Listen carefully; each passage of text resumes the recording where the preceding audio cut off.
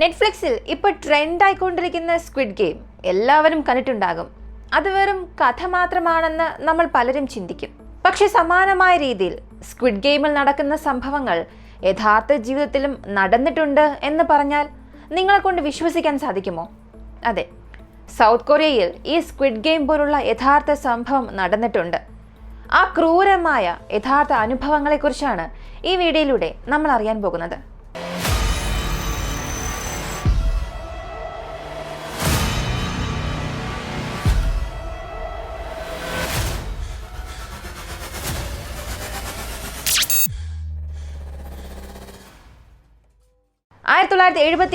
South കൊറിയയിലുള്ള Busan railway സ്റ്റേഷനിലേക്ക് 11 വയസ്സുള്ള Huang Joon book എന്ന ഒരു ചെറിയ കുട്ടി അവസാന 1 മണിക്കൂറായി തൻ്റെ അമ്മയെ കാണാതെ തിരഞ്ഞുകൊണ്ടിരിക്കുകയായിരുന്നു. അവിടെ നിൽക്കുന്ന 2 പേരോട് ചെന്ന് തൻ്റെ അമ്മയെ താൻ മിസ് ചെയ്തു, ദയവ് ചെയ്ത് കണ്ടുപിടിച്ച് നൽകാമോ എന്ന് ആവശ്യപ്പെട്ടു. ആ 2 പേർ അവനെ വിളിച്ചുകൊണ്ടുപോയി ഒരു ട്രക്കിനകത്തേക്ക് കയറ്റി. നീ എവിടെയാണോ പോകേണ്ടത് അവിടെ ഈ ട്രക്ക് നിന്നെ കൊണ്ടുവന്നാക്കും, നീ ഭയപ്പെടേണ്ട ആവശ്യം ഇല്ല എന്ന് പറഞ്ഞ് അവൻ ആ ട്രക്കിൽ കയറ്റി അയച്ചു. ഇതുപോലെ 1982 14 വയസ്സുള്ള ടോയ് സൂൺ ഊൻ എന്ന ഒരു ചെറിയ കുട്ടി അവന്റെ സ്കൂൾ കഴിഞ്ഞ് വീട്ടിലേക്ക് വരികയായിരുന്നു. പെട്ടെന്ന് അവന് മുൻപിൽ ഒരാൾ വന്ന് നിന്ന് നിന്റെ സ്കൂൾ ബാഗ് തുറന്നു കാണിക്കാൻ ആവശ്യപ്പെട്ടു. അവനും പെട്ടെന്ന് ഭയത്തിൽ ആ ബാഗ് തുറന്നു കാണിച്ചു. അതിനുള്ളിൽ ഒരു ബ്രെഡ് ഉണ്ടായിരുന്നു. നിനക്ക് എവിടെ നിന്നാണ് ഈ ബ്രെഡ് കിട്ടിയത്? നീ മോഷ്ടിച്ചതല്ലേ എന്ന് ചോദിച്ചു. പക്ഷെ ആ കുഞ്ഞ് കരഞ്ഞുകൊണ്ട്, ഇല്ല, ഞാൻ അങ്ങനെ മോഷ്ടിക്കാറില്ല, സ്കൂളിൽ എല്ലാവർക്കും നൽകി, എനിക്കും നൽകി, ഞാൻ വാങ്ങി എന്ന് പറഞ്ഞു. പക്ഷേ അവൻ പറയുന്നത് അയാൾ വിശ്വസിക്കാൻ തയ്യാറായതേയില്ല. നീ കള്ളമാണ് പറഞ്ഞത്, നീ മോഷ്ടിച്ചവനാണെന്ന് പറഞ്ഞ് അവനെ അടിക്കുകയും പെട്ടെന്ന് വലിച്ചിഴച്ച് ഒരു ട്രക്കിനുള്ളിലേക്ക് കയറ്റി. ദയവ് ചെയ്ത് എന്നെ വിടാമോ, എനിക്ക് വീട്ടിൽ പോകണം, എൻ്റെ അച്ഛനെയും അമ്മയെയും കാണണം എന്ന് കരഞ്ഞ് നിലവിളിക്കാൻ തുടങ്ങി.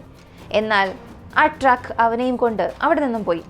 അടുത്തതുപോലെ 1984 ഹാൻ എന്ന ഒരു 8 വയസ്സുള്ള കുട്ടി അവൻ്റെ അച്ഛനുമായി പുറത്ത് കടയിൽ സാധനം വാങ്ങാൻ പോയി. ക്ഷീണിച്ച് ഒരു ബസ് സ്റ്റാൻഡിൽ ഇരുന്നു. ആ സമയത്ത് അവൻ്റെ അച്ഛന് ഒരു ഫോൺ കോൾ വന്നു. ഓഫീസിൽ പെട്ടെന്ന് അവസാനിപ്പിക്കാനായി ഒരു ജോലിയുണ്ട്, പെട്ടെന്ന് തന്നെ ഓഫീസിലേക്ക് വരണമെന്നായിരുന്നു ആ കോളിൽ പറഞ്ഞത്. പെട്ടെന്ന് അച്ഛൻ മകനെ സുരക്ഷിതമായ ഒരു സ്ഥലത്ത് നിർത്തിയിട്ട് ഓഫീസിലേക്ക് പോയി. പെട്ടെന്ന് തന്നെ താൻ വരുമെന്നും ഇവിടെ കാത്തിരിക്കാനും ആവശ്യപ്പെട്ടു. എന്നാൽ അടുത്ത ചില സെക്കൻഡിൽ ഒരു ട്രക്ക് അവന് മുൻപിൽ വന്നു നിന്നു. അതിൽ നിന്നും ഇറങ്ങിയ കുറച്ചുപേർ ഹാൻ എന്ന ആ ഒരു 8 വയസ്സുള്ള കുഞ്ഞിനെ വലിച്ചിഴച്ച് ട്രക്കിനുള്ളിലേക്ക് കയറ്റി. അവനും എന്നെ വിടൂ എന്ന് നിലവിളിച്ചു കരഞ്ഞു. പക്ഷെ ആ ട്രക്കും അവിടെ നിന്ന് അവനെയും കൊണ്ടുപോയി. ഇതുപോലെ ഖാൻ ജിൻ ഊ എന്ന 23 വയസ്സുള്ള ഒരു കുട്ടി, അവൻ തന്റെ പാർട്ട്ണർ മരിച്ച ദുഃഖത്തിലായിരുന്നു. മദ്യപിച്ച് റോഡരികിൽ അബോധാവസ്ഥയിൽ കിടന്നു. അവന്റെ മുൻപിലും ഇതുപോലൊരു ട്രക്ക് വന്നു നിന്നു. ട്രക്കിനുള്ളിൽ യാതൊരു ബോധവുമില്ലാത്ത ഇവനെ കയറ്റി കൊണ്ടുപോയി. ഇതുപോലെ ഇയാൻ സിംഗ് മൂൻ എന്ന ഒരു 15 വയസ്സുള്ള കുട്ടി ഒരു ചൈനീസ് റെസ്റ്റോറൻറ്റിൽ ജോലി ചെയ്യുകയായിരുന്നു. അവൻ നന്നായി സമ്പാദിക്കുന്നുമുണ്ട്. തന്റെ ലീവ് ദിവസം ആഘോഷിക്കാൻ ബുസാനിലെ ഒരു ബീച്ചിലേക്ക് പോകുന്നു. ഒറ്റയ്ക്ക് നിന്ന് അവനെ 2 പേർ വന്ന് നിർബന്ധിച്ച് വലിച്ചിഴച്ചു കൊണ്ടുപോയി. അവരിൽ നിന്നും രക്ഷപ്പെടാൻ അവൻ ഒരുപാട് ശ്രമിച്ചു. പക്ഷെ അതിനു മുൻപ് തന്നെ അവന് മുൻപിൽ 2 ട്രക്ക് വന്നു നിന്നു. അതിനുള്ളിലേക്ക് അവനെ കയറ്റി ആ ട്രക്ക് അവിടെ നിന്നും പോയി. സിനിമയിലൊക്കെ ഈ ഇൻട്രോയിൽ കാണിക്കുന്നത് പോലെ ഒരു 5 ഇൻസിഡൻസ് മാത്രമാണ് നമ്മളിപ്പോൾ കണ്ടത്. പക്ഷെ ഇതുപോലെ ആയിരക്കണക്കിന് സംഭവങ്ങൾ ആ ഒരു സമയത്ത് സൗത്ത് കൊറിയയിൽ സംഭവിച്ചു. അതും സൗത്ത് കൊറിയയിലെ പോർട്ട് സിറ്റിയായ ബുസാനിൽ ഇതുപോലുള്ള സംഭവങ്ങൾ ഒരു തുടർ കഥയായിരുന്നു. ആ കാലഘട്ടത്തിൽ ഇങ്ങനെ വിചിത്രമായ രീതിയിൽ പലരെയും കൊണ്ടുപോയി. ആ ഗ്രൂപ്പ് ഏതാണ്? ആ കൊണ്ടുപോയവരെ എന്താണ് ചെയ്തത്? എവിടേക്കാണ് കൊണ്ടുപോയത്? ഇങ്ങനെ പല ചോദ്യങ്ങൾക്കുള്ള ഉത്തരം സൗത്ത് കൊറിയയിലെ ജനങ്ങൾക്ക് അറിയില്ലായിരുന്നു. ഈ ചോദ്യങ്ങൾക്കെല്ലാം മറുപടി ലഭിക്കുന്നത് പോലെ 1986 ഉൾസാൻ സിറ്റിയിലുള്ള ഉൾചു കൗണ്ടി മൗണ്ടയിലേക്ക് ചില യുവാക്കൾ ഹണ്ടിങ്ങിനായി പോകുന്നു. അങ്ങനെ അവർ വേട്ടയാടിക്കൊണ്ടിരിക്കുമ്പോൾ മലയ്ക്ക് പുറകിൽ നിന്നും ആരൊക്കെയോ കരയുന്ന ശബ്ദം കേട്ടു. സാധാരണ അതൊരു ജനവാസ കേന്ദ്രമൊന്നും അല്ലല്ലോ. ഈ ശബ്ദം എവിടെ നിന്നാണ് വരുന്നത്? ആ ശബ്ദം വരുന്ന ദിശയെ നോക്കി അവർ നടന്നു പോകാൻ തുടങ്ങി. അടുത്തേക്ക് പോകുന്തോറും ആ ശബ്ദം വളരെ ഉച്ചത്തിൽ കേൾക്കാൻ തുടങ്ങി. എന്നാൽ ആ ശബ്ദം 1-2 പേരുടേതായിരുന്നില്ല, ഒരു കൂട്ടം ആളുകളുടെ ശബ്ദമായിരുന്നു. അങ്ങനെ ആ മലയ്ക്ക് മുകളിൽ കയറി അവർ താഴേക്ക് നോക്കിയപ്പോൾ വളരെ വിചിത്രമായ ഒരു കാര്യം കണ്ടു. അതൊരു വലിയ കെട്ടിടമായിരുന്നു. ഇങ്ങനെ ഒരു സ്ഥലത്ത് ഇങ്ങനെ ഒരു കെട്ടിടമോ? അതും അതിൽ നിന്നാണ് ഇങ്ങനെയുള്ള ശബ്ദങ്ങളെല്ലാം കേൾക്കുന്നത്. അവിടെ എന്ത് സംഭവിക്കുന്നു എന്നറിയാനായി പതിയെ ആ കെട്ടിടത്തെ നോക്കി അവർ പോകാൻ തുടങ്ങി. ആരും അറിയാതെ മറഞ്ഞിരുന്നു കൊണ്ട് അവിടെ എന്ത് സംഭവിക്കുന്നു എന്ന് ശ്രദ്ധിക്കാൻ തുടങ്ങി. ആ കാഴ്ച അവർക്ക് വിശ്വസിക്കാനായില്ല. കാരണം അതിനുള്ളിൽ ആയിരക്കണക്കിന് ചെറുതും വലുതുമായ മനുഷ്യരുണ്ടായിരുന്നു. അവരെ എല്ലാം മറ്റൊരു കൂട്ടർ ചാട്ടവാർ കൊണ്ടും വടി കൊണ്ടും മറ്റു പല വസ്തുക്കൾ ഉപയോഗിച്ച് അടിച്ച് ടോർച്ചർ ചെയ്യുന്നുണ്ട്. ഈ കാഴ്ച കണ്ടവർക്ക് വല്ലാത്ത ഭയം തോന്നി. ഇനിയും ഇവിടെ നിൽക്കുകയാണെങ്കിൽ തങ്ങളെയും കണ്ടുപിടിച്ച് ഇതുപോലെ തന്നെ ടോർച്ചർ ചെയ്യുമെന്ന് ഭയന്ന് അവരവിടെ നിന്നും ഭയന്ന് ഓടാൻ തുടങ്ങി. അങ്ങനെ സിറ്റിക്കുള്ളിലേക്ക് വന്നു. തങ്ങൾ കണ്ട കാഴ്ച ജനങ്ങളോട് പറയാൻ തുടങ്ങി. ഇക്കാര്യം ആ സിറ്റി മുഴുവനും കാട്ടുതീ പോലെ പടർന്നു. കാരണം ആ സമയത്തായിരുന്നു ഒരുപാട് പേർ വിചിത്രമായ രീതിയിൽ കാണാതാകുന്നത്.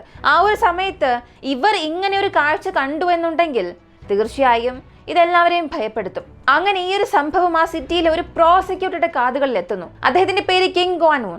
ഇക്കാര്യം കേട്ട ഉടനെ കിമ്മിന് എന്തോ ഒരു സംശയം തോന്നാൻ തുടങ്ങി. ഇത് സത്യമാണോ ഇല്ലയോ എന്നറിയാനായി ഇതിനെക്കുറിച്ച് അന്വേഷിക്കാൻ തുടങ്ങി. അന്വേഷണത്തിന് അവസാനം ഇങ്ങനെ ഒരു കെട്ടിടം ഉണ്ടെന്നുള്ളത് അദ്ദേഹവും കണ്ടെത്തി. അത് മറ്റൊന്നുമല്ല, ഗവൺമെന്റ് നടത്തുന്ന ബ്രദേഴ്സ് ഹോം ആയിരുന്നു. ഈ ബ്രദേഴ്സ് ഹോമിനെ കുറിച്ച് അറിഞ്ഞ ഉടനെ അദ്ദേഹത്തിന് വലിയ ഞെട്ടലായി. ഇവിടെ എന്തിനാണ് ഇത്രയേറെ ആളുകളെ അടച്ചു പൂട്ടിയിട്ടിരിക്കുന്നത്? ഇതിനെക്കുറിച്ചുള്ള സത്യാവസ്ഥ അറിയാനായി ഇൻവെസ്റ്റിഗേഷൻ നടത്താനുള്ള ഒരു അനുവാദം ചോദിച്ചു. അദ്ദേഹത്തിന് അനുവാദവും നൽകുന്നു. അങ്ങനെ അദ്ദേഹം ബ്രദേഴ്സ് ഹോമിനുള്ളിലേക്ക് പോയി. അവിടെ കണ്ട കാഴ്ച അദ്ദേഹത്തെ വല്ലാതെ വേദനിപ്പിച്ചു. അവിടെ ആയിരക്കണക്കിന് ജനങ്ങളെ അടച്ചു വെച്ചിട്ടുണ്ട്. ശരിയായ സമയത്ത് അവർക്ക് ഭക്ഷണം നൽകുന്നില്ല. അവരെ ടോർച്ചർ ചെയ്യുകയാണ്. ആ ബ്രദേഴ്സ് ഹോം ഓഫീസിൽ 2 ബില്യൺ വോൺ വിലമതിക്കുന്ന പണവും ഉണ്ടായിരുന്നു. ആ പണത്തിന്റെ ഇന്നത്തെ വിലയനുസരിച്ച് നോക്കിയാൽ ഏകദേശം 80 കോടി. അതായത് 1987 തന്നെ ആ ഓഫീസിൽ അത്രത്തോളം പണം ഉണ്ടായിരുന്നു. ഇതെല്ലാം കണ്ടപ്പോൾ അദ്ദേഹത്തിന് അവിടെ എന്ത് സംഭവിക്കുന്നു എന്ന് പോലും മനസ്സിലായില്ല. അവിടെയുള്ള ഇൻഫ്രാസ്ട്രക്ചർ കാണുമ്പോൾ അദ്ദേഹത്തിന് വീണ്ടും പല സംശയമുണ്ടായി. ബ്രദേഴ്സ് ഹോമിൽ അങ്ങനെ എന്താണ് സംഭവിക്കുന്നത് എന്നറിയുന്നതിന് മുൻപ് എന്താണ് ബ്രദേഴ്സ് ഹോം, അതെങ്ങനെയാണ് രൂപം കൊണ്ടത്, അത് നമ്മൾ മനസ്സിലാക്കണം. 2ാം ലോക മഹായുദ്ധം അവസാനിച്ച സമയത്ത് ഈ ലോകത്തിലെ ജനങ്ങൾക്കെല്ലാം ഒരു വലിയ ആശ്വാസം ഉണ്ടായി. കാരണം അതിനുശേഷമായിരുന്നു ഒരു സമാധാനം പതിയെ പതിയെ വരാൻ തുടങ്ങിയത്. എന്നാൽ ഈ സമാധാനം കൊറിയയിൽ ഉണ്ടായിരുന്നു എന്ന് ചോദിച്ചാൽ ഇല്ല എന്ന് തന്നെ പറയാം. കാരണം 2ാം ലോക മഹായുദ്ധം അവസാനിച്ച ഉടനെ കൊറിയൻ വാർ ആരംഭിച്ചു. അപ്പോൾ ഈ അടുത്തടുത്ത 2 വലിയ യുദ്ധ സാഹചര്യങ്ങൾ കാരണം കൊറിയൻ ജനങ്ങൾക്ക് തങ്ങളുടെ കുടുംബവും ബന്ധുക്കളും സുഹൃത്തും വീടും പണവും എല്ലാം നഷ്ടപ്പെട്ട് അനാഥരായി ജീവിക്കേണ്ട ഒരു സാഹചര്യം അവിടെ ഉണ്ടാകുന്നു. കൂടാതെ സാമ്പത്തികമായും കൊറിയ വലിയ രീതിയിലേക്ക് ഇടിഞ്ഞു വീണു. അതിലൂടെ ഒരുപാട് പാവപ്പെട്ട ജനങ്ങളുടെ ജോലി നഷ്ടമാകാൻ കാരണമായി. പലരും ജോലിയില്ലാതെ വീടില്ലാതെ തെരുവിലേക്ക് ഇറങ്ങേണ്ട അവസ്ഥയായി. എവിടെ ജോലിക്ക് പോകണമെന്നറിയാത്ത പാവപ്പെട്ട ഗ്രാമങ്ങളിൽ താമസിക്കുന്ന ജനങ്ങൾ അങ്ങനെ നട്ടം തിരിയുന്ന സമയത്ത് അവർക്കുണ്ടായിരുന്ന ഒരേ ഒരു ഓപ്ഷൻ ഈ ജോലി തിരഞ്ഞ് സിറ്റിയിലേക്ക് പോവുക എന്നുള്ളതായിരുന്നു. അങ്ങനെ ഗ്രാമത്തിലെ പല ജനങ്ങൾ സൗത്ത് കൊറിയയിലുള്ള മെയിൻ സിറ്റീസിനെ നോക്കി പലായനം ചെയ്യാൻ തുടങ്ങി. പ്രധാനമായും സൗത്ത് കൊറിയയുടെ പ്രധാനപ്പെട്ട പോർട്ട് സിറ്റിയായ ബുസാൻ. അവിടെ ഒരുപാട് ജനങ്ങൾ വരാൻ തുടങ്ങി. 1945, 85 ഈ ഒരു കാലഘട്ടത്തിനുള്ളിൽ ബുസാനുള്ളിൽ ഉണ്ടായിരുന്ന ജനങ്ങളുടെ തുക 5 മടങ്ങ് വർദ്ധിക്കാൻ തുടങ്ങി. വെറും 40 വർഷത്തിൽ ജനതുക 5 മടങ്ങ് വർദ്ധിച്ചു എന്നുണ്ടെങ്കിൽ അവിടെയുള്ള എല്ലാവർക്കും ജോലി ലഭിക്കുമോ എന്ന് ചോദിച്ചാൽ ഒരിക്കലും ഇല്ല. പലരും കിട്ടിയ ജോലികൾ ചെയ്യാൻ തുടങ്ങി. തെരുവോരങ്ങളിൽ ചെറിയ കുടിലുകൾ ഉണ്ടാക്കി അവിടെ താമസിക്കാൻ തുടങ്ങി. അങ്ങനെ ഈ പാവപ്പെട്ടവരുടെ ജീവിത രീതി അവിടെ ഉണ്ടായിരുന്ന സമ്പന്നർക്ക് ഒട്ടും തന്നെ ഇഷ്ടപ്പെട്ടില്ല.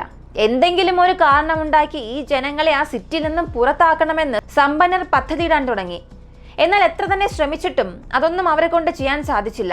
പക്ഷേ 1961 പാർക്ക് ചുനീസ് മിലിറ്ററി ഭരണം സൗത്ത് കൊറിയയിൽ കൊണ്ടുവരുന്നു. സൗത്ത് കൊറിയയുടെ മുഴുവൻ ഭരണവും തന്റെ നിയന്ത്രണത്തിലേക്ക് കൊണ്ടുവന്ന് ഒരു സർവാധികാരിയായി മാറുന്നു. അങ്ങനെ ഇയാൾ ബ്രദേഴ്സ് ഹോം എന്ന ഒരു പുതിയ സ്കീം ഇൻട്രൊഡ്യൂസ് ചെയ്യുന്നു. ഇത് പരിചയപ്പെടുത്തിയപ്പോൾ അത് നല്ല രീതിയിലായിരുന്നു പരിചയപ്പെടുത്തിയത്. അതായത് ഒരുപാട് ഗ്രാമത്തിലെ ജനങ്ങൾ ജോലിക്കായി സിറ്റിയിലേക്ക് വരുന്നു. പക്ഷേ അവർക്ക് അവിടെ ജോലി ലഭിക്കുന്നില്ല. സിറ്റിയിൽ ഒരു ഭിക്ഷക്കാരായി തന്നെ മാറുന്നു. അങ്ങനെ അവർക്ക് നല്ലത് ചെയ്യണം എന്നതിന് വേണ്ടിയാണ് ഈ ബ്രദേഴ്സ് ഹോമിനെ പരിചയപ്പെടുത്തിയത്. പക്ഷേ ബ്രദേഴ്സ് ഹോമിൽ ഇങ്ങനെ ജോലി ഇല്ലാതെ കഷ്ടപ്പെടുന്ന ജനങ്ങൾ അവർക്ക് താല്പര്യമുണ്ടെങ്കിൽ അവരുടെ അനുവാദത്തോടു കൂടി ഈ ബ്രദേഴ്സ് ഹോമിലേക്ക് അവർക്ക് വരാം. അങ്ങനെ വരുന്ന അവർക്ക് 1 വർഷത്തോളം ജോലിക്കായിട്ടുള്ള ഒരു ട്രെയിനിങ് നൽകപ്പെടും. അങ്ങനെ ട്രെയിനിങ് എല്ലാം അവസാനിപ്പിച്ചിട്ട് പുറത്തേക്ക് വന്ന് അവർക്ക് ആവശ്യമുള്ള ജോലി കണ്ടുപിടിച്ച് ചെയ്യാം, അല്ലെങ്കിൽ സ്വന്തമായി ബിസിനസ് ചെയ്യാം. പുറമേ കാണാൻ ഇത് നല്ലൊരു കാര്യം പോലെ എല്ലാവർക്കും തോന്നി. പക്ഷെ ഇതിന് പുറകിൽ ഒരു വലിയ പദ്ധതി ഒളിഞ്ഞിരിപ്പുണ്ട്. ഇതൊന്നും ആ സൗത്ത് കൊറിയയിലെ പാവപ്പെട്ട ജനങ്ങൾക്ക് അറിയില്ലായിരുന്നു. ഈ ഒരു സ്കീമിൽ വാഗ്രന്റ് എന്ന ഒരു വേർഡ് മെൻഷൻ ചെയ്യുന്നുണ്ട്. ഇതിനെക്കുറിച്ച് അത്ര വിശദീകരിച്ചവർ പറയുന്നില്ല. പക്ഷേ വാഗ്രന്റ് എന്നതുകൊണ്ട് ഉദ്ദേശിക്കുന്നത് സിറ്റിയിൽ ജോലിയില്ലാതെ അനാഥരായി അങ്ങോട്ടും ഇങ്ങോട്ടും നെട്ടോട്ടമോടുന്ന ഒരുപാട് ആളുകൾ. അവരെ പ്രത്യേകം എടുത്ത് ആ സിറ്റിയിൽ നിന്നും പുറത്താക്കണം, ആ സിറ്റിയെ വൃത്തിയാക്കണം. ഇതാണ് ആ വാഗ്രന്റ് എന്ന വാക്കിന്റെ അർത്ഥം. അതായത് ഈ വാഗ്രന്റ് എന്ന ഒരു കൂട്ടം പാവപ്പെട്ട ജനങ്ങളെ മനുഷ്യരായി പോലും അവർ പരിഗണിച്ചില്ല. അവരെ ആ സിറ്റി നശിപ്പിക്കാനായി വന്ന ഒരു ഡിസാസ്റ്ററായി, ആ സിറ്റിയുടെ പേര് നശിപ്പിക്കാൻ വന്ന പോവർട്ടി എന്ന രീതിയിലായിരുന്നു ഈ സമ്പന്നരെല്ലാം അവരെ കണ്ടിരുന്നത്. അങ്ങനെ ഈ ബ്രദേഴ്സ് ഹോം മുഴുവനായും ഫ്രീ ആണ്, അവിടെ ആർക്ക് വേണമെങ്കിലും വരാം എന്ന് വാഗ്രന്റ് പീപ്പിൾസിനോട് പറയുന്നു. അവിടെ ഫ്രീ എന്ന വാക്ക് തന്നെ ഈ വാഗ്രന്റ് പീപ്പിൾസിനെ ബ്രദേഴ്സ് ഹോമിലേക്ക് കൂടുതൽ ആകർഷിക്കാൻ തുടങ്ങി. അങ്ങനെ തുടക്കത്തിൽ താല്പര്യമുള്ളവർ മാത്രം ബ്രദേഴ്സ് ഹോമിലേക്ക് പോകാൻ തുടങ്ങി. വർഷങ്ങൾ ഇങ്ങനെ കടന്നു പോകുന്നു. 1975 അതുവരെയും സിറ്റിയിലുണ്ടായിരുന്ന വാഗ്രന്റ് പീപ്പിൾസ് ഒരു പരിധിവരെ മാത്രമേ കുറഞ്ഞുള്ളൂ, പകുതിയിൽ വളരെ കുറവ് മാത്രമേ കുറഞ്ഞുള്ളൂ. ഇത് വീണ്ടും സമ്പന്നർക്ക് ഇഷ്ടപ്പെട്ടില്ല. കാരണം അവർ വിചാരിച്ചത് ആ സിറ്റി മുഴുവനും വൃത്തിയാക്കണം, ഇവിടെയുള്ള ഈ വാഗ്രൻസിനെ എല്ലാം പുറത്താക്കണം എന്നുള്ളതായിരുന്നു. അടുത്ത് എന്ത് ചെയ്യാമെന്ന് ചിന്തിച്ചുകൊണ്ടിരിക്കുമ്പോഴാണ് പുതിയ ഡയറക്ടറായി പാർക്ക് ഇൻ ജൂൺ എന്നയാൾ വരുന്നു. ഇയാൾ അത്ര നല്ല മനുഷ്യനൊന്നുമല്ല. 1981 വരെയും ഇയാളും എത്ര തന്നെ ശ്രമിച്ചിട്ടും ആ സിറ്റിയിൽ ഉണ്ടായിരുന്ന മുഴുവൻ വാഗ്രൻസിനെയും ബ്രദേഴ്സ് ഹോമിനുള്ളിലേക്ക് കൊണ്ടുപോകാൻ സാധിച്ചില്ല. എന്നാൽ ഈ 81 ഇതുവരെയും ബ്രദേഴ്സ് ഹോം എങ്ങനെയാണോ പ്രവർത്തിച്ചത് അത് മുഴുവനായും തലകീഴായി മാറാൻ തുടങ്ങി. 1981 സൗത്ത് കൊറിയയുടെ പുതിയ ഭരണാധികാരിയായി ജൂൺ ഡു വോൺ എന്നയാൾ പദവിയിലേക്ക് വരുന്നു. ആ സമയത്ത് ഇന്റർനാഷണലിൽ നിന്നും ഒരു ഓർഡർ വന്നു. അതാണ് 1988 വർഷം സിയോളിൽ ഒളിമ്പിക്സ് നടത്താൻ ആഗ്രഹിക്കുന്നു എന്നുള്ള ഒരു അറിയിപ്പ്. ഇത് കേട്ട ഉടനെ പുതിയ അധികാരികൾക്ക് വലിയ സന്തോഷമുണ്ടായി. നമ്മുടെ രാജ്യത്തിൽ, അതും നമ്മൾ ഭരണത്തിലുള്ളപ്പോൾ തന്നെ ലോകം മുഴുവനും വളരെ ആകാംക്ഷയോടുകൂടി വീക്ഷിക്കുന്ന ഒളിമ്പിക്സ് നടക്കുകയാണ്. അതൊരു വലിയ കാര്യം തന്നെയാണ്. വളരെ ആഘോഷപൂർവ്വം നടത്താനായി അവർ തീരുമാനിച്ചു. ആ സമയത്ത് ആ ഭരണാധികാരിക്ക് ഓർമ്മ വന്ന ഒരു കാര്യം സിയോൾ നഗരം ഇവർ പ്രതീക്ഷിക്കുന്നത് പോലെ ഈ ഒളിമ്പിക്സ് നടത്താൻ പറ്റിയ ഒരു സ്ഥലമാണോ എന്ന് അയാൾക്ക് തോന്നിയതേയില്ല. കാരണം അവിടെയായിരുന്നു ഈ വാഗ്രൻസ് ജനങ്ങൾ ഒരുപാടും താമസിച്ചത്. തെരുവോരങ്ങളിലെല്ലാം കുടിലുകൾ പണിത് അത്ര വൃത്തിയില്ലാത്ത രീതിയിൽ പലരും താമസിക്കുന്ന സ്ഥലമായിരുന്നു. ഇങ്ങനൊരു സാഹചര്യത്തിൽ ഇവിടെ ഒളിമ്പിക്സ് നടക്കുകയാണെങ്കിൽ ലോക രാജ്യങ്ങൾക്ക് മുൻപിൽ തങ്ങൾ തല കുനിയേണ്ടി വരും. അതിനാൽ പെട്ടെന്ന് തന്നെ അത് മാറ്റാനായി ഒരു മീറ്റിംഗ് അറേഞ്ച് ചെയ്തു. അതിൽ അയാൾ പറഞ്ഞ ഒരേ ഒരു കാര്യം, നമ്മൾ സിറ്റി വൃത്തിയാക്കണം. ഇപ്പോഴുള്ള ഒരേ ഒരു ഓപ്ഷൻ ബ്രദേഴ്സ് ഹോം മാത്രമാണ്. ഈ ബ്രദേഴ്സ് ഹോമിനെ നമ്മൾ ശരിയായി ഉപയോഗിച്ചാൽ സിറ്റി മുഴുവൻ നമുക്ക് വൃത്തിയാക്കാൻ സാധിക്കും, ഒളിമ്പിക്സും നന്നായി നടത്താൻ സാധിക്കും. ഞാൻ ഒരു കാര്യം മാത്രം പറയാം, നിങ്ങൾ അതുപോലെ ഫോളോ ചെയ്താൽ മതി. റോഡരികിൽ നിങ്ങൾ ആരെ കണ്ടാലും ഐഡന്റിഫിക്കേഷൻ ചോദിക്കുക. അങ്ങനെ ഐഡന്റിഫിക്കേഷൻ ചോദിക്കുമ്പോൾ ആരെല്ലാമാണോ അത് വ്യക്തമായി പറയുന്നത് അവരെ വിട്ടയക്കുക. എന്നാൽ അത് പറയാൻ മടിക്കുന്നത് അല്ലെങ്കിൽ അറിയാത്ത എല്ലാവരെയും അടുത്തൊന്നും ചിന്തിക്കാതെ ബ്രദേഴ്സ് ഹോമിലേക്ക് കൊണ്ടുപോവുക. അവിടെ മനുഷ്യത്വം ഒട്ടും തന്നെ ഉണ്ടാകാൻ പാടില്ല എന്നും പറഞ്ഞു. ഈ ഒരു ഓർഡർ കാരണം റോഡിൽ ആരെ കണ്ടാലും യാതൊരു പ്രായ വ്യത്യാസമില്ലാതെ പോലീസ് ഓഫീസേഴ്സും ഗവൺമെന്റ് ഓഫീസേഴ്സും എല്ലാം ഐഡന്റിഫിക്കേഷൻ ചോദിക്കും. ഐഡന്റിഫിക്കേഷൻ ഒന്നും ഇല്ലാത്തവരെ എല്ലാം ബ്രദേഴ്സ് ഹോമിലേക്ക് കൊണ്ടുപോകാൻ തുടങ്ങി. ഇങ്ങനെയാണ് നമ്മൾ തുടക്കത്തിൽ കണ്ട സംഭവങ്ങളെല്ലാം നടക്കാൻ തുടങ്ങിയത്. അവരെ ആ ട്രക്കിനുള്ളിലേക്ക് കയറ്റിയതും ഈ പോലീസ് ഓഫീസേഴ്സ് ആയിരുന്നു. ഇങ്ങനെ ചെറിയ കുട്ടികൾ മുതൽ വയസ്സായ എല്ലാവരെയും ബ്രദേഴ്സ് ഹോമിനുള്ളിലേക്ക് കൊണ്ടുപോയി. അങ്ങനെ ബ്രദേഴ്സ് ഹോമിൽ പ്രതീക്ഷിച്ചതിലും കൂടുതൽ ജനങ്ങൾ വരാൻ തുടങ്ങി. ഈ സമയത്താണ് ഡയറക്ടർക്ക് ഒരു ചിന്ത തോന്നിയത്, എന്തുകൊണ്ട് ഇവരെ വെറുതെ അവിടെ വളർത്തണം? ഇവരെ വെച്ച് തന്നെ നമുക്ക് സമ്പാദിക്കാമല്ലോ. അവരെ ജോലി ചെയ്യിപ്പിക്കുകയും അതിലൂടെ സമ്പാദിക്കുകയും ചെയ്യാമല്ലോ. അതിന് അയാൾ ഫാക്ടറി നിർമ്മിക്കാൻ തീരുമാനിച്ചത് മാത്രമല്ല 20ഓളം ഫാക്ടറികൾ നിർമ്മിക്കുകയും ചെയ്തു.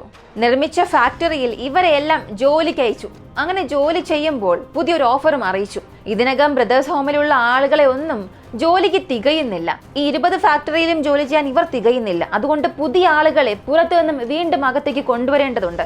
അങ്ങനെ കൊണ്ടുവരുന്നവർ വെറുതെ ചെയ്യേണ്ട ആവശ്യമില്ല, കമ്മീഷൻ നൽകും. ബ്രദേഴ്സ് ഹോമിലേക്ക് അയക്കുന്ന ആളുകൾക്ക് ഗവൺമെന്റ് സഹായത്തുക നൽകുന്നുണ്ട്. ആ സഹായത്തുക നേരിട്ട് അവരുടെ കൈകളിലേക്കല്ല പോകുന്നത്, ആദ്യം നമ്മുടെ കൈകളിലേക്കായിരിക്കും വരിക.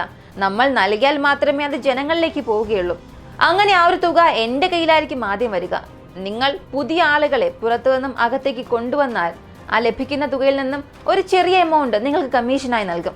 ഇങ്ങനെ പോലീസ് ഓഫീസേഴ്സിനും ഗവൺമെന്റ് ഓഫീസേഴ്സിനും ഒരു ഓഫർ നൽകി. കമ്മീഷൻ തുക കൂടെ ഉണ്ടെങ്കിൽ തീർച്ചയായും ആരും വെറുതെ ഇരിക്കില്ല. ആ സിറ്റിയിൽ ആരെ എവിടെ കണ്ടാലും എല്ലാവരെയും പിടിച്ചുകൊണ്ട് വരാൻ തുടങ്ങി. ആ സിറ്റിയെ വളരെ വൃത്തിയായി കാണിക്കണം, ആഡംബരമായി കാണിക്കണം, എല്ലാ രാജ്യങ്ങൾക്ക് മുൻപിലും തലപൊക്കി നിൽക്കണം. അതേസമയം ഒളിമ്പിക്സ് വളരെ ഭംഗിയായി നടത്തണം, കമ്മീഷൻ ഒരുപാട് ലഭിക്കണം എന്നുള്ളതിന് വേണ്ടി ഇങ്ങനെ പാവപ്പെട്ട ജനങ്ങളെ എല്ലാം അവർ കൊണ്ടുപോയി ബ്രദേഴ്സ് ഹോമിനുള്ളിൽ അടയ്ക്കാൻ തുടങ്ങി. ഇങ്ങനെ ബ്രദേഴ്സ് ഹോമിൽ താമസിക്കുന്ന ജനങ്ങളുടെ എണ്ണം ദിനം പ്രതി വർദ്ധിക്കാൻ തുടങ്ങി. പ്രോട്ടോകോൾ അനുസരിച്ച് നോക്കിയാൽ ഒരു ബ്രദേഴ്സ് ഹോമിൽ 500 ആളുകളെ മാത്രമേ താമസിപ്പിക്കാൻ കഴിയൂ. പക്ഷേ ഇവർ കമ്മീഷന് വേണ്ടി കൂടുതൽ ആളുകളെ കൊണ്ടുവന്നു. അങ്ങനെ ഓരോ ബ്രദേഴ്സ് ഹോമിലും 3000-ലധികം ആളുകളെ അടച്ചുപൂട്ടി. പ്രധാനമായും ബുസാൻ എന്ന സ്ഥലത്തെ മലയ്ക്ക് പുറകിലുണ്ടായിരുന്ന ആ ബ്രദേഴ്സ് ഹോം, അതിൽ ഒരു സമയത്ത് 3500ഓളം പേരെ അടച്ചു വെച്ചിരുന്നു. അവിടെയുള്ള ഇൻഫ്രാസ്ട്രക്ചറും വളരെ വളരെ മോശമായിരുന്നു. സത്യം പറഞ്ഞാൽ അത് കാണാൻ ഒരു ജയിൽ പോലെ തന്നെയായിരിക്കും. ജയിലിലെ ചുമരുകൾ എങ്ങനെയാണോ അതുപോലെ തന്നെയായിരിക്കും, വളരെ പൊക്കത്തിൽ. നെറ്റ്ഫ്ലിക്സിൽ നമ്മൾ സ്ക്വിഡ് ഗെയിം കാണുമ്പോഴുള്ള ആ ഒരു രീതി, അവിടെയുള്ള ചുമരുകൾ എങ്ങനെയായിരിക്കും അതേ രീതിയിൽ തന്നെയായിരിക്കും. ബ്രദേഴ്സ് ഹോമിനുള്ളിലേക്ക് ഒരാൾ കയറിയാൽ പിന്നെ പുറത്തേക്ക് ഇറങ്ങാനേ സാധിക്കില്ല. ഇങ്ങനെ അകത്തേക്ക് വന്നതിന് ശേഷം അവർക്കെല്ലാം ഒരു യൂണിഫോം നൽകും. അതായത് സ്ക്വിഡ് ഗെയിമിൽ എല്ലാവർക്കും ഒരു പച്ച നിറത്തിലെ യൂണിഫോം നൽകുമല്ലോ, അതുപോലെ ഈ ബ്രദേഴ്സ് ഹോമിലുള്ള എല്ലാവർക്കും നീല നിറത്തിലുള്ള വസ്ത്രമായിരിക്കും നൽകുക. സിനിമയിൽ കാണുന്നതും ഇതും കമ്പയർ ചെയ്ത് നോക്കിയാൽ കൃത്യം അതുപോലെ തന്നെയായിരിക്കും. കളർ മാത്രമായിരിക്കും വ്യത്യാസമായിരിക്കുക. ആ വസ്ത്രത്തിൽ നമ്പേഴ്സ് ഉണ്ടായിരിക്കും. കാരണം അവിടെ എല്ലാ പേരുകൾ ഓർത്തിരിക്കാൻ പാടാണ്. അതുകൊണ്ട് ഓരോരുത്തർക്കും ഓരോ നമ്പർ നൽകും. ആ നമ്പർ വെച്ചായിരിക്കും പിന്നെ അവരെ വിളിക്കുക. ഇതേ രീതിയിൽ തന്നെയാണ് സ്ക്വിഡ് ഗെയിമിലും കാണിച്ചിട്ടുള്ളത്. എന്നിട്ട് അവരെ ഓരോ ഗ്രൂപ്പാക്കി മാറ്റും. ഈ ഗ്രൂപ്പുകളെ പ്ലാറ്റൂൺസ് എന്നാണ് പറയുന്നത്. ഈ ഓരോ പ്ലാറ്റൂൺസിലും 120 പേരുണ്ടാകും. ഈ ഓരോ പ്ലാറ്റൂൺസ്, ഓരോ ഗ്രൂപ്പിനും ഓരോ ലീഡർ ഉണ്ടായിരിക്കും. ഈ ലീഡർ ആയിരിക്കും തങ്ങളുടെ പ്ലാറ്റൂണിലുള്ള എല്ലാവരെയും വഴി നടത്തേണ്ടത്. ഈ എല്ലാ പ്ലാറ്റൂൺ ലീഡേഴ്സിനും ഒരു കമാൻഡർ ഉണ്ടായിരിക്കും. ആ കമാൻഡർക്കും ഒരു നേതാവ് ഉണ്ടായിരിക്കും. അതാണ് ഡയറക്ടർ. ആ ഡയറക്ടറാണ് എല്ലാ ബ്രദേഴ്സ് ഹോമിന്റെയും ഡയറക്ടറായ പാർക്ക് ഇൻ ജൂൺ. ഈ പാർക്ക് ഇൻ ജൂൺ ആണ് ബ്രദേഴ്സ് ഹോമിലേക്ക് വരുന്ന ഈ സ്ക്വിഡ് ഗെയിമിൽ ഒരു ഫ്രണ്ട് മാൻ ഉണ്ടാകും. കറുത്ത നിറത്തിലുള്ള മുഖംമൂടിയും വസ്ത്രം ധരിച്ച ഒരു വ്യക്തി. ഈ ഫ്രണ്ട് മാൻ ക്യാരക്ടറിന് തന്നെ ഈ ഡയറക്ടറിൽ നിന്നും റെഫറൻസ് എടുത്തതാണ്. കൂടാതെ ഡയറക്ടർക്ക് താഴെയുള്ള കമാൻഡർ, ഈ കമാൻഡർ സ്ക്വിഡ് ഗെയിമിലെ കറുത്ത വസ്ത്രം ധരിച്ച ഒരാൾ വഴി നടത്താനുണ്ടാകും. അതായത് ഈ ഓർഗൻസ് എല്ലാം മോഷ്ടിച്ച് വിൽക്കാനായുള്ള ഒരു ലീഡർ. ബ്രദേഴ്സ് ഹോമിലെ കമാൻഡറുടെ റെഫറൻസ് എടുത്താണ് അങ്ങനെ ഒരു ക്യാരക്ടർ സ്ക്വിഡ് ഗെയിമിൽ കാണിച്ചിരിക്കുന്നത്. അതിന് താഴെ ഈ പ്ലാറ്റൂൺ ലീഡേഴ്സ്. ഈ പ്ലാറ്റൂൺ ലീഡേഴ്സിന്റെ റെഫറൻസ് എടുത്താണ് നെറ്റ്ഫ്ലിക്സ് സ്ക്വിഡ് ഗെയിമിലെ ഈ പിങ്ക് കളർ വസ്ത്രം ധരിച്ചിരിക്കുന്ന ആളുകളെല്ലാം കാണിച്ചിരിക്കുന്നത്. ഇനി ഈ ലീഡേഴ്സിന് താഴെയുള്ളത് ജോലിക്കാരാണ്, നെറ്റ്ഫ്ലിക്സ് സ്ക്വിഡ് ഗെയിമിലുള്ള ഈ പ്ലേയേഴ്സ്. എന്നാൽ ഈ രണ്ടിനും ഇടയിലുള്ള ഒരു വലിയ വ്യത്യാസം എന്തെന്ന് ചോദിച്ചാൽ, നെറ്റ്ഫ്ലിക്സ് സ്ക്വിഡ് ഗെയിമിൽ കളിക്കുന്ന പ്ലേയേഴ്സ് ആയിട്ടാണ് പുറമേ നിന്ന് എല്ലാവരും കൂട്ടിക്കൊണ്ടുവരിക. മറ്റെല്ലാവരും അവിടെ ജോലി ചെയ്യുന്ന ഒഫീഷ്യൽസ് ആയിരിക്കും. എന്നാൽ യഥാർത്ഥ ബ്രദേഴ്സ് ഹോമിൽ ഏറ്റവും മുകളിലുള്ള ഡയറക്ടർ മാത്രമാണ് ഗവൺമെന്റ് ഒഫീഷ്യൽ. അതിന് താഴെയുള്ള എല്ലാവരും ഈ ബ്രദേഴ്സ് ഹോമിന് വേണ്ടി പുറത്തു നിന്നും വന്ന ആളുകളാണ്. അതായത് ഡയറക്ടർക്ക് താഴെയുള്ള കമാൻഡർ, അവർക്ക് താഴെയുള്ള പ്ലാറ്റൂൺ ലീഡേഴ്സ്, ഇവരെല്ലാവരും അവിടെയുള്ളവരിൽ നിന്നാണ് സെലക്ട് ചെയ്യുന്നത്. അങ്ങനെ സെലക്ട് ചെയ്യുന്നവർക്ക് പ്രത്യേക ആനുകൂല്യങ്ങളും അവിടെ നൽകുന്നുണ്ട്. ഈ ഒരു കാരണം കൊണ്ട് ഈ ഇൻമേറ്റ്സിനുള്ളിൽ തന്നെ ഈ പൊസിഷനിലേക്ക് പോകാനായി ഒരുപാട് മത്സരങ്ങളും അവിടെ നടക്കും. ഇങ്ങനെ എല്ലാം ശരിയായി കഴിഞ്ഞാൽ അകത്തേക്ക് വന്നവർക്ക് ജോലി നൽകണം. അങ്ങനെ ഓരോ ദിവസവും രാവിലെ 5 മണിക്ക് അലാറം വെച്ച് എല്ലാവരെയും എഴുന്നേൽപ്പിക്കും. അങ്ങനെ എഴുന്നേറ്റ് എല്ലാവരും ബാത്റൂമിലേക്ക് പോകണം. എല്ലാവർക്കും പ്രത്യേകം ബാത്റൂം സൗകര്യം ഉണ്ടോ എന്ന് ചോദിച്ചാൽ അതും ഇല്ല. മൊത്തം 10 ബാത്റൂം. അതിൽ ഓരോ ഗ്രൂപ്പിലുള്ള 120 പേരും പോകണം. അങ്ങനെ പെട്ടെന്ന് പോയി തിരികെ വരണം. അടുത്താണ് പല്ല് തേക്കേണ്ടത്. ഈ പല്ല് തേക്കാൻ സമയമോ സൗകര്യമോ അതിനായിട്ടുള്ള വസ്തുക്കളോ ഉണ്ടോ എന്ന് ചോദിച്ചാൽ അതുമില്ല. ഇങ്ങനെ റെഡിയായി കഴിഞ്ഞതും അവർക്ക് ഭക്ഷണം കൊടുക്കും. ഈ ഭക്ഷണം എല്ലാവർക്കും വയറ് നിറയുന്നത് പോലെ രുചികരമാണോ എന്ന് ചോദിച്ചാൽ അതും ഇല്ല. കാരണം 500 പേർക്ക് വേണ്ടി മാത്രമുള്ള ഭക്ഷണമാണ്, അല്ലെങ്കിൽ ആ ഒരു ആനുകൂല്യമാണ് ഗവൺമെന്റിൽ നിന്നും ഈ ബ്രദേഴ്സ് ഹോമിലേക്ക് വരുന്നത്. പക്ഷെ ഇവിടെ അടച്ചുപൂട്ടിയിട്ടിരിക്കുന്നത് 3500ഓളം പേരാണ്. അപ്പോൾ ഈ 500 പേർക്ക് വരുന്ന സഹായത്തുക വെച്ച് മാത്രമേ 3500 പേർക്ക് ഭക്ഷണം നൽകാൻ കഴിയൂ. അതിനാൽ വയറ് നിറഞ്ഞ് രുചികരമായി കഴിക്കാൻ ഒരിക്കലും സാധിക്കില്ല. കൂടാതെ ഈ കിട്ടുന്ന സഹായത്തുക മുഴുവനും ഈ ജനങ്ങൾക്ക് വേണ്ടിയല്ല ചിലവാക്കുന്നത്. അതിൽ പകുതിയും മുകളിലുള്ളവർ തന്നെ എടുക്കും. അതുകൊണ്ട് തന്നെ ഈ ഭക്ഷണം എന്ന കാര്യം അവിടെ വളരെ മോശമായിരുന്നു. അവർ കൊടുക്കുന്നത് എന്താണോ അത് കഴിച്ചേ മതിയാകൂ. ഇനി ഭക്ഷണം കഴിച്ചതിന് ശേഷം ഫാക്ടറിയിലേക്ക് ജോലിക്ക് സമയത്തിനെത്തണം. അങ്ങനെ എത്തിക്കഴിഞ്ഞാൽ അവർക്ക് ടാസ്ക് നൽകും. അതായത് ഇന്ന് ഇത്ര യൂണിറ്റ്സ് നിങ്ങൾ മാനുഫാക്ചർ നൽകണമെന്ന ടാസ്ക് നൽകും. Pencil, fishing equipments, cocktail, umbrellas, clothing shorts, balloons, cotton shirts, wood works, ഇങ്ങനെ ഒരുപാട് വസ്തുക്കൾ മാനുഫാക്ചർ ചെയ്യണം. ഓരോ ദിവസവും എത്ര ചെയ്യണമെന്നുള്ള ഒരു കൗണ്ട് നൽകും. അതും അവർക്ക് ചെയ്യാൻ കഴിയുന്നതിലും അധികമായിരിക്കും. പ്ലാറ്റൂൺ ലീഡേഴ്സ് ആയിരിക്കും അവർക്ക് താഴെയുള്ള 120 പേരെ കൊണ്ട് ഈ ജോലികൾ ചെയ്യിപ്പിക്കേണ്ടത്. ജോലി കൃത്യമായി ചെയ്ത് അവസാനിപ്പിച്ചാൽ അന്നവർക്ക് യാതൊരു പണിഷ്മെന്റും ഇല്ല. നേരെ പോയി കിടന്ന് ഉറങ്ങാം. ഒരു പക്ഷേ ഏതെങ്കിലും ഒരു പ്ലാറ്റൂൺ ഗ്രൂപ്പിൽ വർക്ക് ശരിയായില്ല, സമയത്തിന് അവസാനിപ്പിച്ചില്ല എന്നുണ്ടെങ്കിൽ ആ പ്ലാറ്റൂൺ ലീഡർ ഉൾപ്പെടെ പ്ലാറ്റൂണിലുള്ള എല്ലാവർക്കും വളരെ ക്രൂരമായ പണിഷ്മെന്റ്സ് ജോലി അവസാനിക്കുമ്പോൾ നൽകും. പണിഷ്മെന്റ് അവസാനിച്ചതിനു ശേഷം അവർക്ക് പോയി കിടന്ന് ഉറങ്ങാം. എന്നാൽ ഉറങ്ങാൻ സൗകര്യമുണ്ടോ എന്ന് ചോദിച്ചാൽ അതുമില്ല. ഓരോ ചെറിയ ബെഡ്, അതിൽ 4 പേരോളമാണ് കിടക്കുന്നത്. ഈ സിസ്റ്റത്തിലുള്ള വളരെ വളരെ മോശമായ കാര്യം, അന്നത്തെ ദിവസം ആ ഒരു ടാസ്ക് അവസാനിപ്പിച്ചില്ല എന്നുണ്ടെങ്കിൽ ഡയറക്ടർ താഴെയുള്ള കമാൻഡറെ അടിക്കും. കമാൻഡർ ഈ അടിയെല്ലാം വാങ്ങിയതിനു ശേഷം തനിക്ക് താഴെയുള്ള പ്ലാറ്റൂൺ ലീഡേഴ്സിനെ ആക്രമിക്കാൻ തുടങ്ങും, അടിക്കാൻ തുടങ്ങും. നിങ്ങൾ കാരണമാണ് ഞാൻ ഈ അടി വാങ്ങുന്നതെന്ന് ചിന്തിച്ചുകൊണ്ട് ഈ പ്ലാറ്റൂൺ ലീഡേഴ്സ് അവർക്ക് താഴെയുള്ള ഈ പാവപ്പെട്ട ജനങ്ങളെയെല്ലാം ക്രൂരമായി മർദ്ദിക്കാൻ തുടങ്ങും. ഈ അടിക്ക് ഭയന്നുകൊണ്ടാണ് ഓരോ ദിവസവും പാവപ്പെട്ട ജനങ്ങൾ ആ ഫാക്ടറിയിൽ ചെന്ന് ജോലി നോക്കുന്നത്. ചിന്തിച്ചു നോക്കുക, ആ ജനങ്ങളുടെ ജീവിതം എത്രത്തോളം ക്രൂരമായിരുന്നുവെന്ന്. അതും ചെറിയ ചെറിയ കുട്ടികൾ മുതൽ വയസ്സായവർ വരെയും ആ ഒരു കൂട്ടത്തിലുണ്ടായിരുന്നു.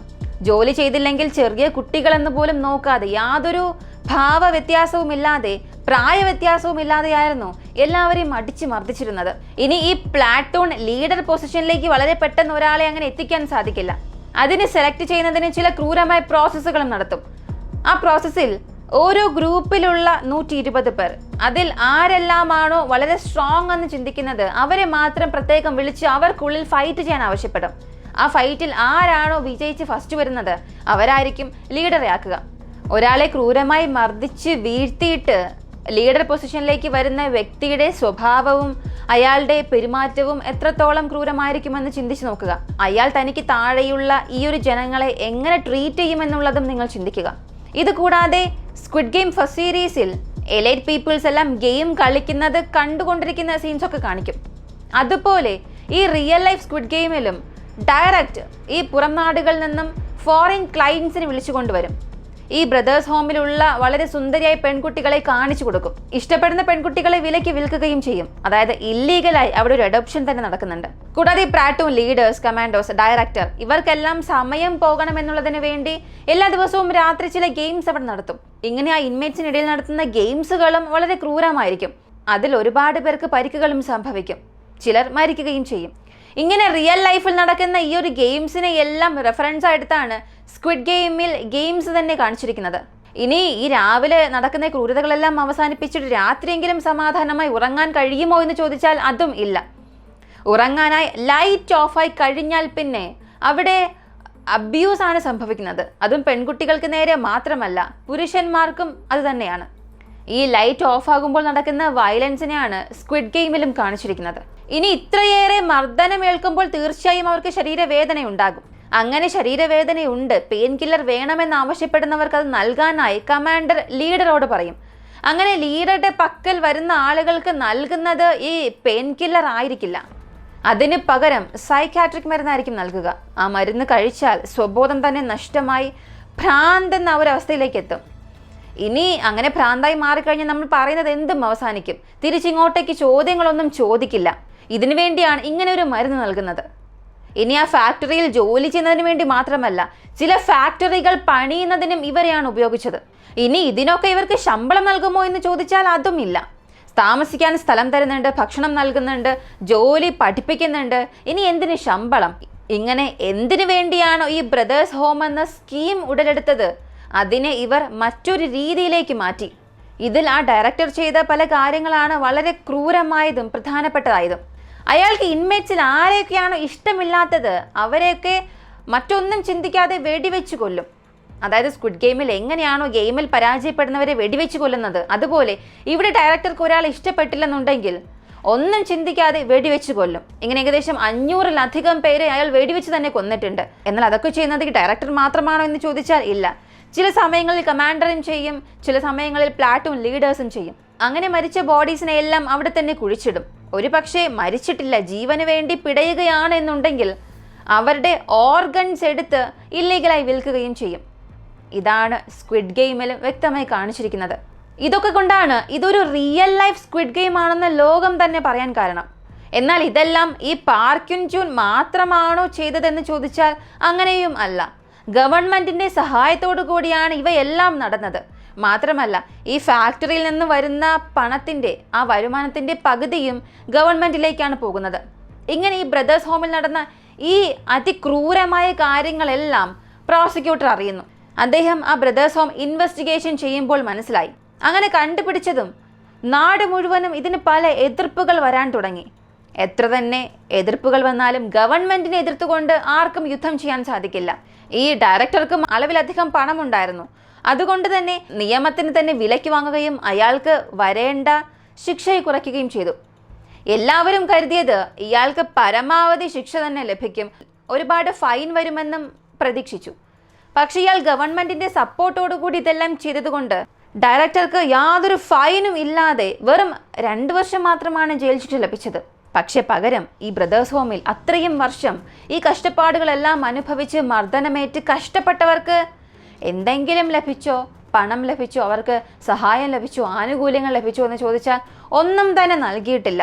അവരും ഈ നീതി ലഭിക്കണം എന്നതിന് വേണ്ടി 1987 മുതൽ 2024 വരെയും പല രീതിയിലുള്ള പ്രതിഷേധങ്ങൾ നടത്തി.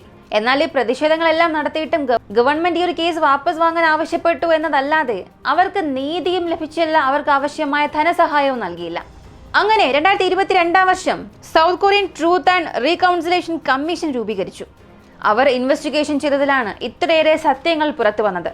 ജനങ്ങളെ സംരക്ഷിക്കേണ്ട ഗവൺമെന്റ് തന്നെ ജനങ്ങൾക്ക് എതിരെയുള്ള പ്രവർത്തികൾ ചെയ്തു. അതിൽ നിന്ന് പാവപ്പെട്ട ജനങ്ങൾക്ക് രക്ഷപ്പെടാനും കഴിയില്ല. ഈ അധികാരത്തിലുള്ളവർക്കെതിരെ ഒന്നും ചെയ്യാനും സാധിച്ചില്ല. ഇതെല്ലാം വളരെ വ്യക്തമായും സ്പഷ്ടമായും സ്ക്വിഡ് ഗെയിം എന്ന സീരീസിൽ പറഞ്ഞിട്ടുണ്ട്. സീരീസ് കാണുമ്പോൾ തന്നെ നമ്മെ അത്രയേറെ വേദനിപ്പിക്കുന്നുണ്ട്. എന്നാൽ അതിലും എത്രയോ ക്രൂരതകൾ നിറഞ്ഞതാണ് യഥാർത്ഥ ജീവിതത്തിൽ ഈ സ്ക്വിഡ് ഗെയിമിൽ ഉണ്ടായിരുന്ന പാവപ്പെട്ട ജനങ്ങളുടെ അവസ്ഥ. ഈ ഒരു വീഡിയോയെക്കുറിച്ചുള്ള നിങ്ങളുടെ അഭിപ്രായം കമന്റിൽ പറയുക. ഇങ്ങനെയുള്ള വീഡിയോസ് കാണാൻ താല്പര്യമുള്ളവരാണ് നിങ്ങളെങ്കിൽ ഇപ്പോൾ തന്നെ നമ്മുടെ ചാനൽ സബ്സ്ക്രൈബ് ചെയ്യുക. മറ്റൊരു വീഡിയോയുമായി വീണ്ടും കാണാം.